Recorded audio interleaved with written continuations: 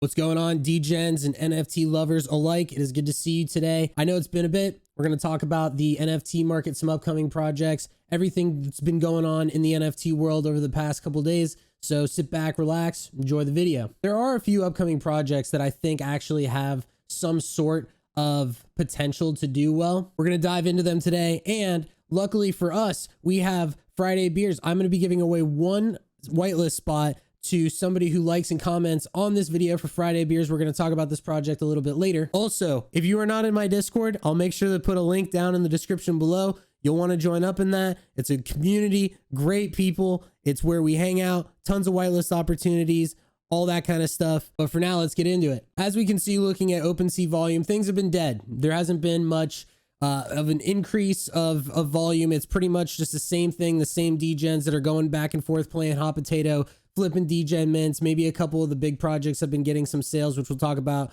in a minute, but that's pretty much where we're at as of right now. Do I personally still think that there are opportunities to make money in NFTs right now? Yes, I absolutely do. I think that if you get into the right projects early and make sure that you have a good plan to get out at a certain point, then yes, there's a lot of money to still be made in this market. But first, what I wanted to do is I wanted to talk about a couple huge sales that happened. So this Spirit Azuki sold 6 days ago for 120 ETH. This hoodie CryptoPunk sold for 370 ETH just earlier today. And to see some of these huge sales is actually crazy because we are in the depths of a bear market. Things are very uncertain. And for there to be multiple 100+ ETH sales on some of the bigger projects, especially like rare items that are very illiquid, that's a good signal for some of these collections and for the space as a whole. One of the biggest surprises that we have seen is Azuki absolutely taking off.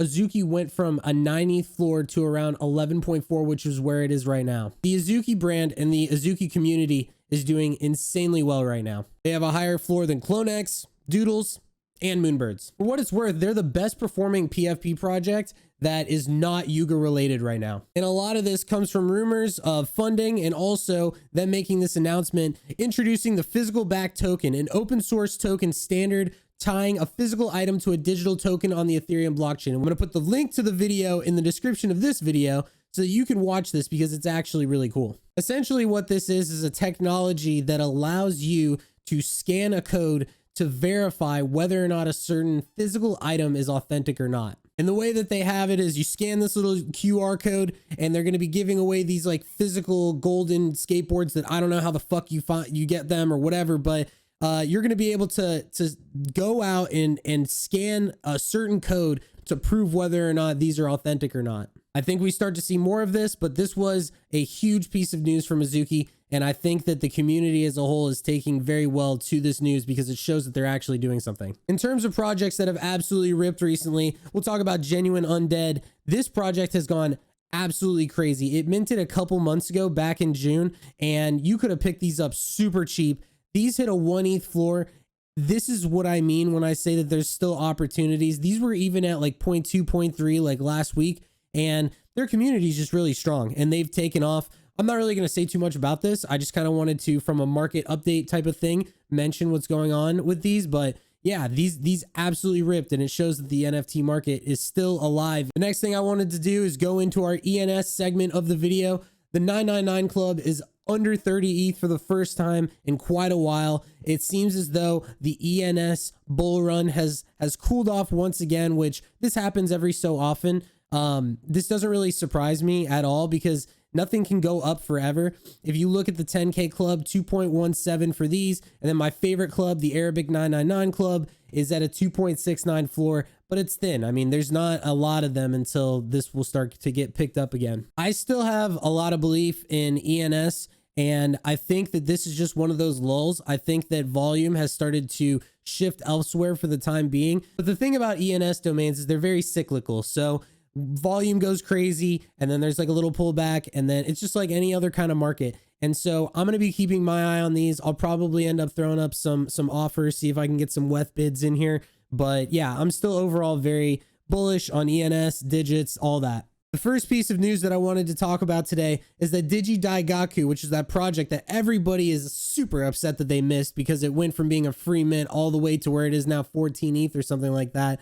They actually bought a spot on TV during the Super Bowl. Now, I know a lot of people that may be watching this, maybe you're not from the United States, you don't give a shit about football. I get it, right? But this is actually a huge fucking deal. It is not cheap to get a spot on the fucking Super Bowl. I'm just going to say that right now. If you want to buy a spot, it's got to be over $3 to $4 million. And it just goes to show that they are actually willing to take money and advertise, because I know that's like a whole crazy thing, right? And NFTs, people are like, where's the marketing? Blah, blah, blah, all this stuff. This is huge, not only for the project, but it's also really big for the NFT community as a whole. I personally love this, and I think that we're going to start seeing more of this as time goes on. The next thing I wanted to talk about is Beeple put out this video. I'm showing it right here. You can kind of see it, where he essentially bought this entire compound, this warehouse, and he's building it out to be what I'm assuming is this huge art studio. And this is something that I just wanted to speak on briefly, just because I think it is amazing that someone like Beeple, he made a lot of money in NFTs. He's clearly an artist. And what is he doing? He's going out and he built an entire place where he can continue to make his art.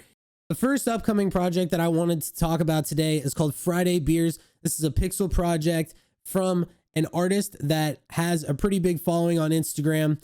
One of my friends, his name is NFT Boy. He is advising this project. I took a look at their website. It's super cool.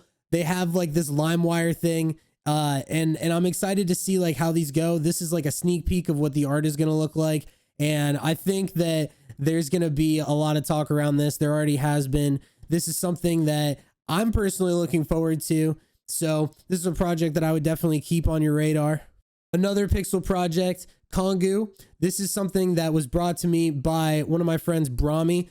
From what I can tell, this is going to be a low supply NFT community that has a lot of big names associated with it, which I really like because I'm in the Discord and I've seen that there's a lot of very well-connected people. So if that's something that interests you, I think that this might be a good upcoming project to take a look at if you want to end up joining a community of a lot of big names through an NFT project. Next, I wanted to talk about Voider's World. This actually came across my desk earlier today. Another low supply project, 888 Genesis. It says, we are Voiders, a free-to-play PvE first-person shooter. Are you ready to take over the multiverse? I took a look at this video. Like, I mean, it's not actual gameplay, obviously, but if this is what the game is going to look like, then this is actually awesome. And would you look at this? NFT Boy puts out an entire thread on this guy. Because I don't want this video to be too long, I'm going to take the link to this thread. You can go through and you can look at it. After I took a little bit of time looking at the art, looking at the background of the team, I think that this could end up being a project that comes out the gate hot. I've mentioned this before, Art Gobblers. This project is going to go crazy. Now, I want to come back to this video in about a month because it's minting on Halloween and I want to see how these end up doing. I do not have whitelist for this. It is very hard to get whitelist for this. I'm probably going to end up getting one on secondary and seeing if I could make some sort of flip on it. The amount of people that are looking forward to this project is more than anything else I've seen recently.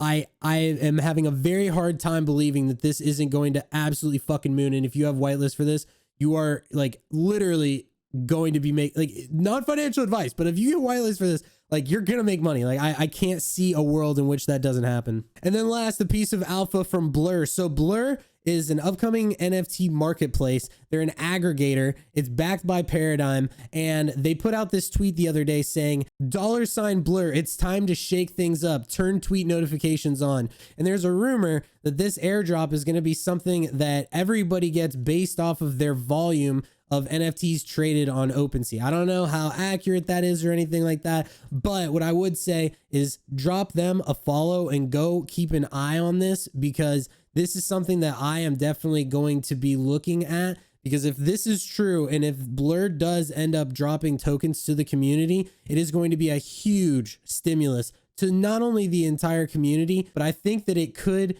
be a catalyst to kickstart some NFT volume as well, which is something that I personally would love to see. So as always, thank you for listening to my rants. Thank you for listening to me chat about the NFT space. If you're not following my socials already, feel free to do so below. If you enjoyed the content, let me know. For now, take it easy and I will see you in the next video.